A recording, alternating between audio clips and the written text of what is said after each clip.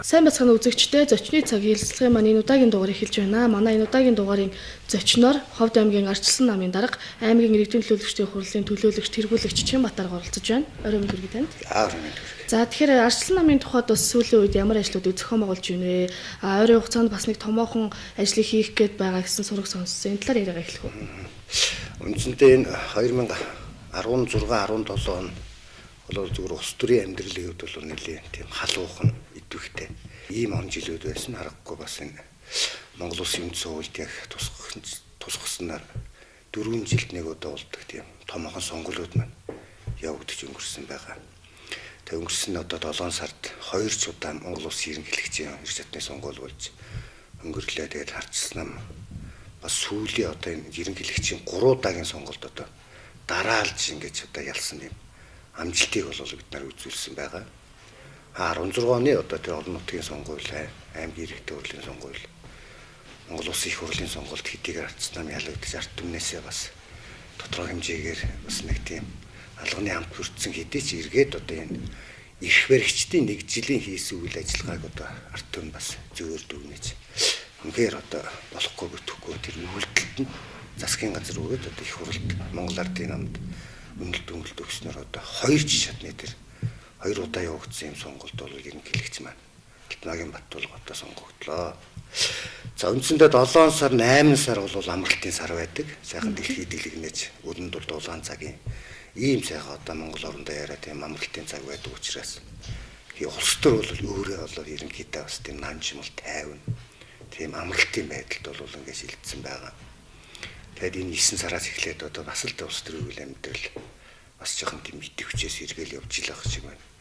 Улс орны төвшинч хүртэл одоо бас энэ эрх баригчдын дотоодын зөрчил нь одоо бүр засгийн газар огцруулах юм хэмжээнд огцрлоо. За тэр бусдын асуудал ч яагаад зүгээр Ардчилсан нам бол өөрөө бас энэ жил бид бас нэлээд идэвхтэй байгаа. Дотооддоо бол бүх шатны одоо намын удирдах байгууллагын одоо сонгуулиуд бол явагдаж ингэж өнгөрсөн байгаа.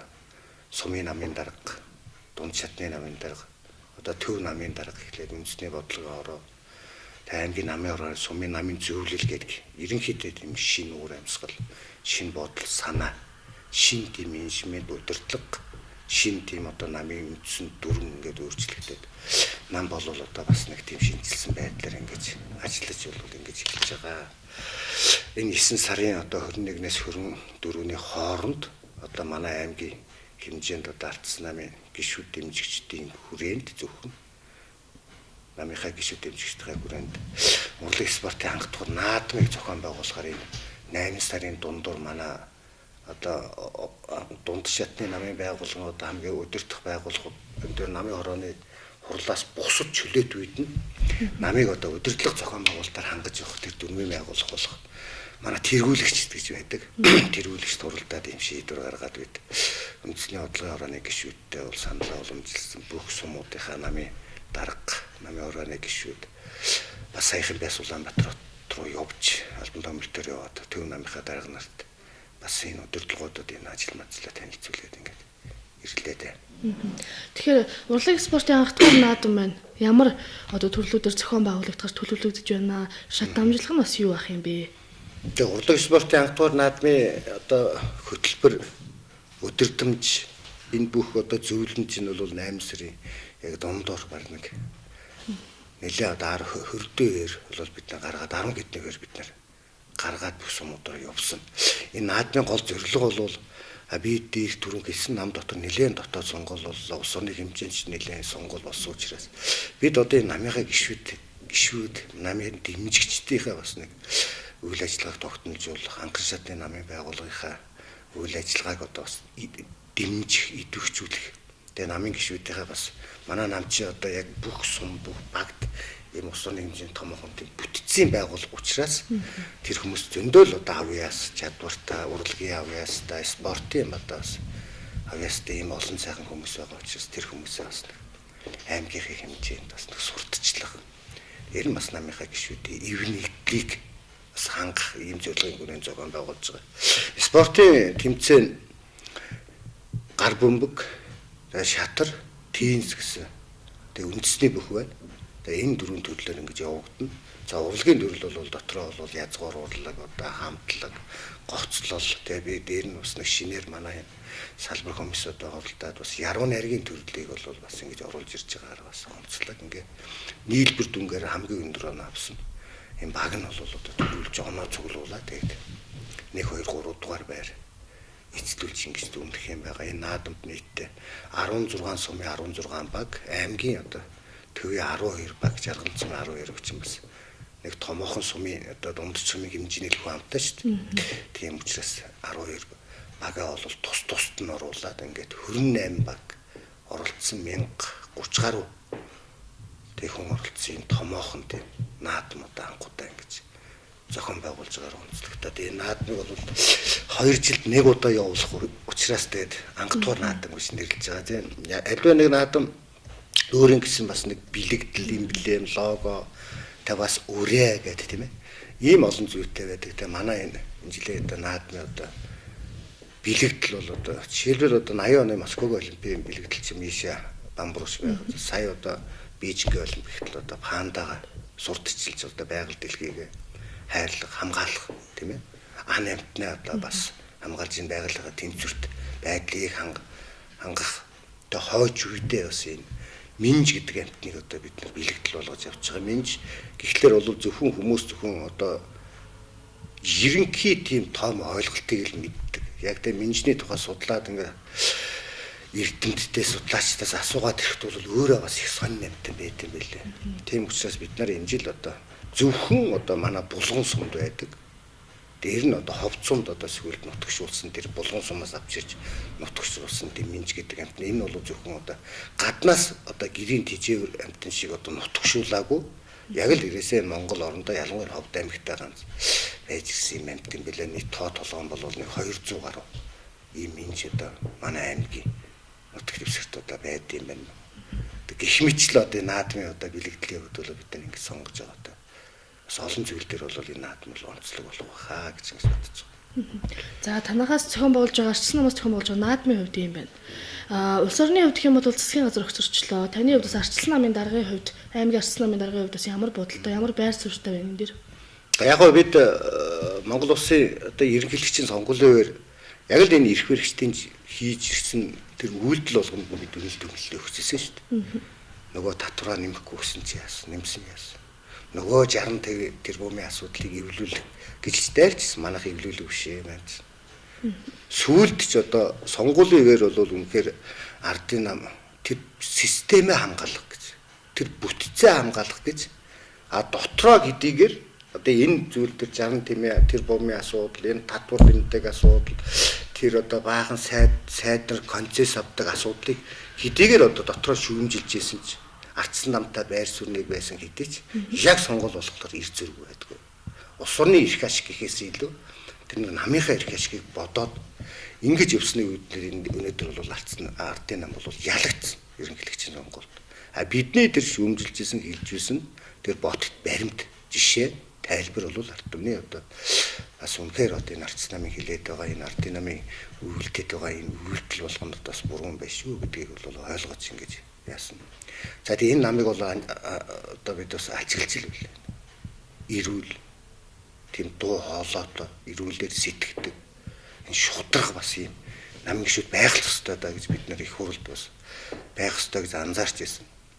Сонгуулийн дараа Монгол улсын одоо их хурлын дарга энэ намын одоо олон жил одоо нэлээ одоо томоохон албан тушаал хасж байсан одоо нэмд орж байгаа хүртэл одоо хэллээ шүү дээ. Энэ 60 тэрбумын асуудал, энэ намын дотоод тэмцлийн асуудал, тэр хөрөл зүгээс эхлээд тэгээ 31 хүн засгийн газраа огцруулна гэдэг. Гэнт нэг цоо шин юм авчирээд эднэр гэнт ингээл тавиал нэг нээлт хийж байгаа биш.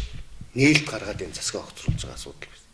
Арчсан намын хэлжсэн, ярьжсэн, сөрөг хүчнийг хэлжсэн тэр зүйлийг л өнөөдөр үнэн байжээ гэдэг л баталж юм тийм. Баталж ягаад л одоо энэ нөгөө хөрт тэргээр явхад яадаг үл яг л тийм л үннээр явах юм бол үнэн гэдэг юм бол зайлшгүй одоо хөдөлгөөн гүйцэтгэх гэдэг юм аа гүйц төрүүлж чаддаг юм гэдэг. Энийг л харуулсан л одоо бид одоо баярлж байгаа юм л да би. За арчсан намын тухайд гэх юм бол ерөнхийдөө дүнгээ тавиулаад тухайн дараагийнхаа засагт ажиллаа хүлээлгэж өгөөд 1 жилийн хугацаа боллоо. За бүтэн 1 жилийн хугацаанд халаас хэлгээний асуудал одоо хүртэл үргэлжилж байна гэсэн асуудлууд яригадаад байдаг. Энэ дээр бас та бүхэн маань ямар байр суурьтай байна. Ялангуяа таны хувьд бол аймгийн иргэдийн төлөөлөгчийн хуралд бол төлөөлөгч тэргүүлэгчээр сууж байгаа. Мэдээж иргэдийн хуралд гуйэр бас хэлж байгаа. Танаа намаас барьж байгаа бодлого зорилтууд бас байгаа. Хэлсэн зүйлүүд байгаа тийм. Зүгээр 2016 онд тэр ээлжид аймгийн иргэдийн хурлын сонгуульд бид яг цөөхөн суудлаар бид ялагдсалд 17-24. Тэгээ улс орны хэмжээнд Арц намын нэр хүнд үнэхээр тэр шаланд байхад хамгийн доод зэгтээ очсон байхад Ховд аймгийн ард түмэн сонгогчд бол 90 зүгээр одоо ганц Завхан аймаг ялсан шүү дээ. Нийслэл Улаанбаатар, Баянзүрх. Тэгээ Баянгол гэдэг чинь миний дүүргүүд хитгэл одоо юм юу бол дүүрэг аймагуд ялсан байна. Гэтэл яг ялсны хэмжээний тийм суудлыг биш дээ. Энэ тэнцвүү тийм суудлыг бол манай намд бол өгсөн байна. Ард түмэн Ховдын ард түмэн. Манай иргэд сонгогч. Бид 17 суудлыг бид баг гэж болохгүй байна. Ардын нам 24 суудлаа их гэж нэг аархаал бахархаал тэгэл нэг эр зөрг ороод ингээл явах асуудал биш. Ардын намаас янз янзын санал бол бидэнд гарч ирж ирсэн сонгуулийн дараа энэ 7 сарын дундуур за хамтралда за биднийг дэмжиж гээч нам нөрөө дотор хагаралтай галсан дундаг намын дарга нэг хэсэг хүмүүсийг аваад голын нэгтэлд гарцсан. Бас нэг хэсэг залуучууд нийлээд бас голын нөгөөдөлд гарчаал хоорондоо голын хоёр эргээс чулуус идэлцээл. Тэгэл энэ хэрүүлийг хэн шийдэх вэ? Арц нам л бүлэг шийдэх вэ? Энийг эрүүлэр бас алсыг харж ин хамгийн гол энэ иргэд сонгогчдынхаа тэр эрх ашиг үнд зүйлдээ л бид нар одоо тэнцвэржүүлж л энийг л одоо төрийг л авч явах тал дээр бид нар байгаа юм л да. Яг галсан дундаг даргаыг бид амтласаа дэмжсэн. Манай бүлэг дээр орж ирсэн энэ өнөөдөр ил байгаа асуудал. За би энэ Ховд аймаг шудрах шиг тогтооно. Би энэ ардын нам дотор байгаа болохгүй бүтэхгүй байгаа энэ зүйлийг бол би нэг жоохон салхи оруулж нэг жоохон цэвэрлэе энэ ардын нам гэдэг энэ айлыг би нэг жоохон цэвэрлэмээр. Улаанбаатар хотоос хараад байдгийг би болиулмаар. Их мэдл бүхий зарим одоо их Монгол Улсын их хурлын гишүүн нөлөө бүхий хүмүүсийн карманд байдгийг бол би бас таслан зогсооно. Тэгээ бүлэг дээр бол хэд хэдэн зүйлийг бол бид асуусалт. Танаа юунд бол бид хамтрахгүй. Аймгийн орлогч, эсэн шидийн хилцэн мэдл загинтлагч бид намжил байсан. Үгүй бид бол тэр манан гэдэг зүйлийг одоо бид нарын дээр гарсан юм манан бид нар харилцгаая. Дунд шатантаа тэгэл ардын намтайгаа ивсээл нэгэн хурлаа, нэгэн засгаа, нэгэн орлогчоо гэж ээлжлээд тамгаа гэж хилцаагинтлагийг хойрлоод аваад явдаг.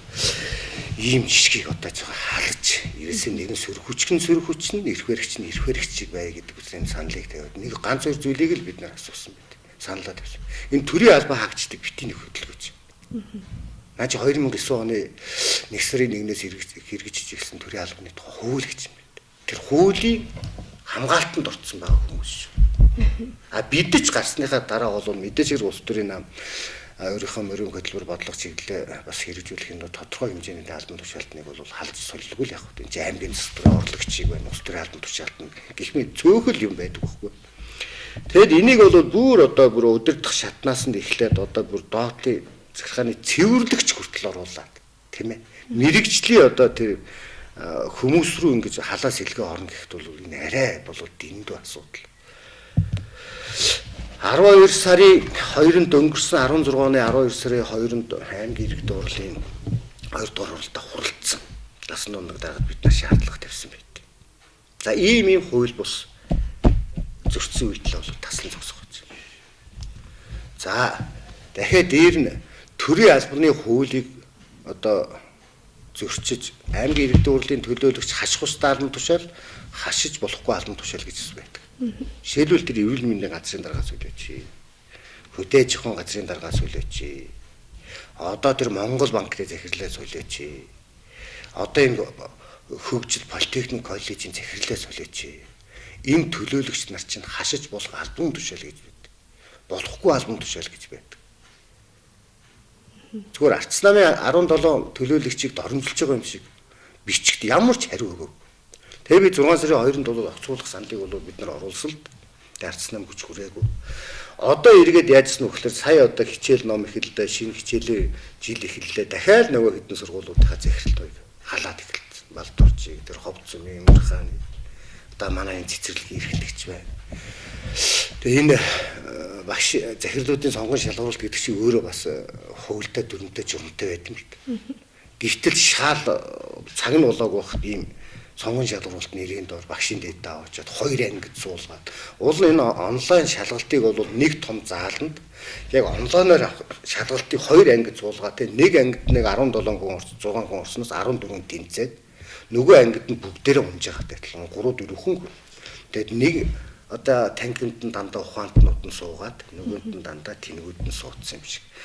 Тэр хүмүүсийг ингэж донолж болохгүй шүү дээ. Энэ цаана яаж харагддгүй гэхээр өөрсдийнхөө бодлогоор томилох ёстой тэр хүмүүсээ зөрүү зохион байгуулалтаа нэг танхимд суулгацсан байхгүй. Нэг зааланд. Тэгээ тэд нар тэнцдэг. Нөгөө юунд бол бодлогод нь ороогүй. Өөрийнх нь бодлогын бус ийм хүмүүсийг шууд өөр зааланд суулгаад ингээд шалгалтанд унгааж байгаа юм асуудал. Энэ асуудалтай бол бид энэ зөвлөлт Монгол улсын одоо захиргааны хэргийн шүүхт бол манай энэ одоо ажиллаа өгч байгаа сургуулиудын захирал цэцэрлэгийн эрхлэгч хүмүүс өгнө. Өнөөдөр ч хүртэл шүүхтэй явж л байгаа. А шүүх нэг л зүйлийг бол бутах хэрэгтэй. Гасан дундаг даргын олон асуудал шүүхтэр унсан байна. Ягаад гэвэл шүүх эрх мэдлүүдийн талд өнөөдөр байха болсон. Эрхэн зөрчигдсөн тэр иргэдийнхаа талд бол зогсдог. Ийм одоо эрүүл шудраг ийм зам руугаа бол энэ шүүх явж байгаа. Энэ шүүхийн шинжилт хийх гэж 2009 оноос хойш Монгол улсын ерөнхийлөгчөөр сонгогдсон захиагийн хэлбэгдэрч маш их олон зүйлийг хийсний юу өнөөдөр дүрд гарч ил байгаа гэж бид нар бодож байгаа. Тэгээ тийм ч учраас шүүхтэр бол одоо манай байгаль орчны газрын дарга, лампуу дарга ялцсан байгаа бүсийн онцлогын эмчилгээний төвийн захирал баяр тогтох дарга бас ажиллаад шудраг хийгээл чадварлаг юм байна. Гэтэ боловсон хүчин шүү дээ. Бас л шүүхтэр очивол ялцсан байх жишээтэй. 1-р 10 жилийн захирал саруул заяа захирал очивол бас л ялцсан байх жишээтэй. Гэхдээ энэ зүүнд одоо дахиад энэ хүмүүсийг халаа солиодох юм бол манайх одоо шүүх хамгаалдаг болсон юм а гэдгийг мэддэг болсон. Тэгээ шүүхт ханддаг. Тэгээ шүүхийн шийдвэр гарлаа гэхэд тухайн одоо эрхэн зөрчигдөөд явж байгаа иргэнийг одоо тухайн хугацаанд ажилгүй байсан тэр хугацааны цалин мөнгө энэ юуг нь бол тухайн одоо эрхийг нь зөрчиж шийдвэр гаргасан. Удирдлага бол шууд карманаасаа өөрөөсөө өгдөг ийм тогтолцоо руу орчлоо. Гэхдээ эднэрийг бол нам шахаал шаардаад 9 жилийн болдгоо юм байлгүй. Гэхдээ энэ төр шударгаар ажиллана гэсэн бол шударгаар ажиллах. Бид бол энийг л ингээл яриад байгаа. Түүнээс тэр нэг аймаг орон нутгийн бүтээн байгуулалт энэ жил одоо энэ саад зүлэг мөлгийн одоо тэр эмх цэцгийн аюулгүй орчинд иргэдэд амьдруулах ая тухтай орчныг нь хангах гэдэг энэ төрийн өчнөө үүрэг байгаас. Энгээ биелүүлэх талаар бид огт ярихгүй байна. Энд л бол ярилтгүй болсон шүү дээ. Бид нар ажил хийж байгаа юм уу, хийхгүй байгаа юм уу гэдгийг. Зүгээр нэг сөрөг эрх баригчд байж байгаа сөрөг хүчин болонготой хонзогнж ярьж байгаа юм биш.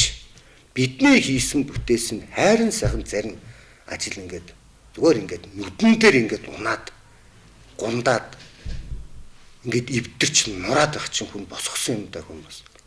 Бид бол арц намын олон зуун гишүүд бид бол харамсаж байгаа.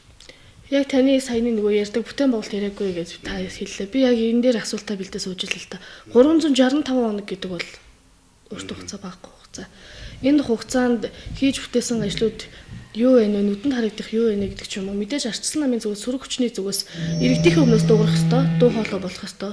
Тэгэхээр эдгээр асуудлууд дээр та бүхэн бас хэлж болдоггүй юм уу гэсэн иргэд бас байгаа шүү дээ. Арчсан нам яагаад энэ дээр дуурахгүй байна гэдэг. Ер нь одоо утахгүй энэ 11 сарын сүүлээр 12 сар ихээр аймгийн иргэд дурлалын ээлж туралдаан болно. Тэгээ засаг даргын үйл ажиллагааны одоо мөрийн хөтөлбөрийн одоо жилээр авч хэлэлцэндээ. Биелэлтэн ч юм юу вэ? Тэг энэ дээр л жинхэнэ арчсан нам бол дуу хоолойгоо гаргах нь юу нь болоогүй гэдгийг бид нар ярих л ёстой. Энэ дээр бол хатуу байр суурь бид нар өгье. Үнэхээр би дээр түрүүнийхээ зогс хэлсэн. 2012 оны сонгуул болсны дараа Ховд аймаг 14 он гэхэд усын тэргүүний аймаг болчихсон шүү. Жилийн дотор. 13 оны 1 сарын 1-нд бид ажиллаа авчихсан биз дээ. Тэгээ ордон дараа. Өвөл сонгуул болсон. 12 сарын яг сүүлээр 28-нд өдөрч байна. Тэгэхэд 14 оны хавар гэхэд усын тэргүүний аймаг болчихсон шүү дээ. Тэгэхэд юу хийлээ энэ годомж, талбай, тогтчуул, бүтээн, байгуул энэ бүгдийг чинь яг сүрийг нь тавиад андамыг нь босгоод ирээдүйн Ховд аймгийн одоо аймгийн дүр зураг яг иймэрхүү байд юм аа. Хот гэдэг чинь иймэрхүү байд юм аа гэдэг тийм асар том тийм бодлогыг бид нэр хэрэгжүүлээд гараанасаа гарцсан үрдүн өгөөд эхэлчихсэн шүү дээ. Тэрийг ч үнэлээ тэр 13 оны хийсэн ажлыг үнэлсэний үнд Монгол Улсын засгийн газар Ховд аймгийг улсын тэргүүний аймаг болгочихсон. Одоо эднийг улсын тэргүүний аймаг болгоно гэхлээр одоо юу хийж юу бүтээсэн гэдгээр авах би сайн мэдэхгүй л. Эргээд арчилсан намын дотоод асуудалтай холбоотой яриалгаа орё л доо. Арчилсан намын тухайд завурлаг спортын энэ анх дугаар наадмаа зохион байгуулах нэ. Танах арчилсан намын гишүүд дотроо бас нэлээд олон шинжилгээг хийсэн. Ялангуяа одоо хүрээгээд хэлсэн. За шин дүрмээр бол сонгуулаа дотоод сонгуулаа явуулсан. Энэ талаар та бас манай үзэгчдэд мэдээлэл өгөөч. Яг гоо бид тэр 16 оны олон шатны сонгуульд бол энэ дээрээс тэр доороос тэр бүх шатанд бол ирсэн нэг л юм ойлгосон. Бид алдталтай буруу замаар явж байгаа юм байна. Гэхдээ энэ буруу замаар явж байгаа үндсэн юм нь бол ерөөсөө бидний альва нэг зүйлийг шийдэх арга нь их буруу байсан байна. Яг тэгвэл бид нэг дээр нэг хитгэн одоо хүмүүсийн дунд дарцсан юм ингээд бүх бодлогын дотор болдог. Нэг хитэн практиктэй болчихсон. Моон одоо нэг ардсан хүчний холбоо гэдэг ч юм уу. Тэгэл тэр хитэн толгойлогчны яагаал тэр нам яллаа ихэд бол албан тушаалыг алив тэр практикаас тэрний сайд болох хэрэгтэй. Тэгэд бүх юу ингээд тогтолцоо ингээд бүх аймглуугаар сумлуугаар намын гишүүдээ ингээд практик тугаа. Тэгэд шийд гарган ирдэл дээрээс ингээд босоо тогтолцоод. Дээрээс л бид нар бүх зүйлийг хүлээдэг, хүсдэг, хардаг. Дохой зангаагаар л байдаг. Тийм учраас энэ 16 онд болсон 2-3 удаагийн намын их хурлаар бид ирээс энэ асуудыг шийдэхийг хэлцэх намынхаа гишүүдээс асуу. Нийт гишүүдээс. Тэг гишүүдээс асуугаад өрхтөг биш. Тэгэд шийдэх ёстой асуудал гэдэг бол тэр намын гишүүдээр бид асуудал шийдвэлцээ. Арц намын даргаыг хийн шийд. Үндэсний зөвлөлт хорооны гээд нэг 100 200 гаруй хүн шийддэг гэсэн шүү дээ. Тэр гिचнийг 4-5 практик болцдог.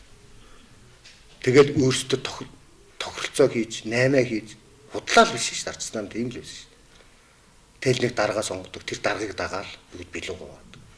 Тэгэхгүй арц намын энэ 200 гаруй мянган гишүүд энийг шийддэг. Энэ зөв бос. Бүх шатны сонгуульд албан тушаалт нь ийм зүйл рүү шилжсэн. Дандаа намын гишүүдээс асууж. Намын гишүүдийн хамгаалтанд ордог.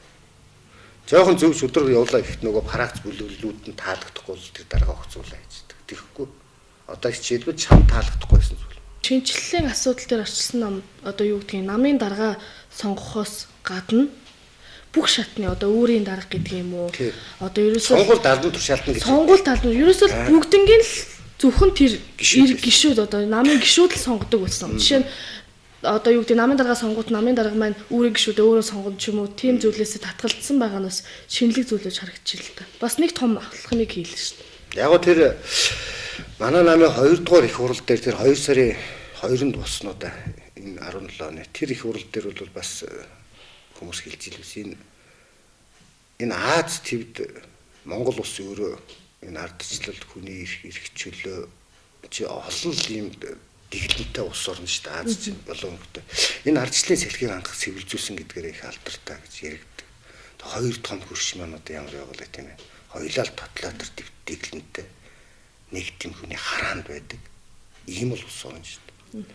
Гэтэл энэ дундаас бол ингэж шал ондоо юм системийг эрүүл системийг нээж ирснээр одоо арц нам анхуудын энэ арцлан увсгалыг ялуулсан гэдгээр бахархад. Хоёрдугаарт улс төрийн түүхэн намуудын түүхэнд хөрөн хэдэн жил явсан энэ арга барилыг арц нам өөрчилсөн. Одоо Монгол ардын нам хүссэн өсөөгөө манай замаар зам.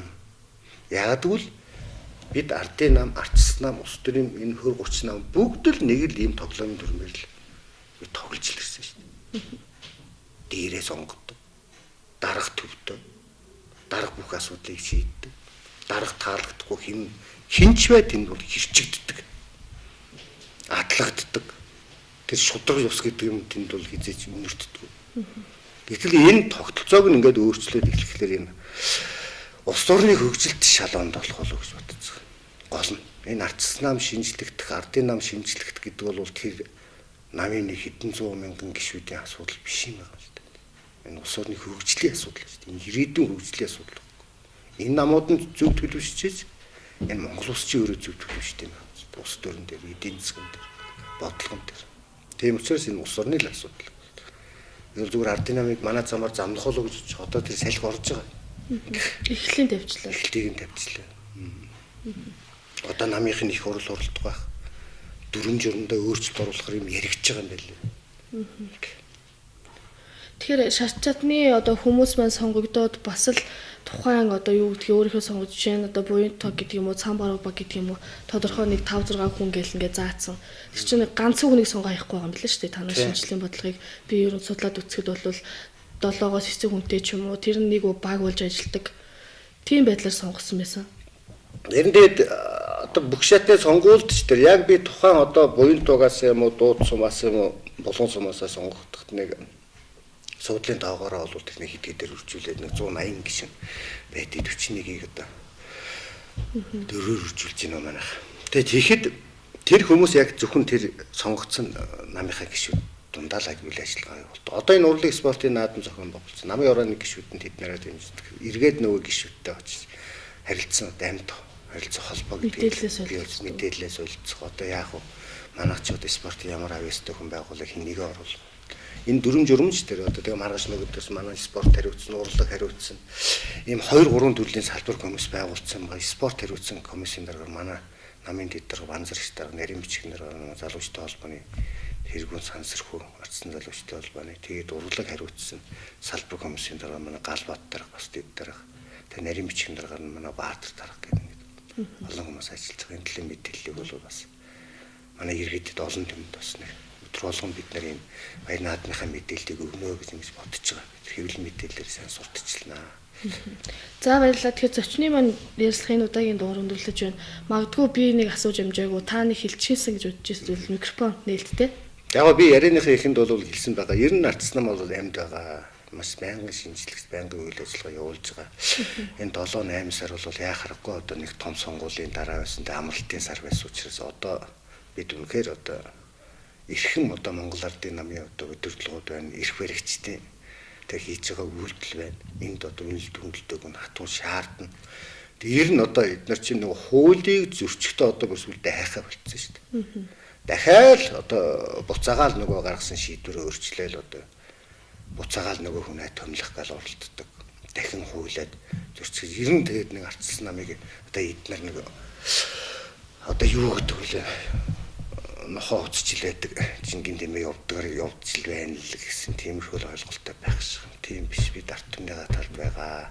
Утгагүй бас олон тийм зүйл төр бол ирэх баригчтай нэлээд тийм шаардлага тавь.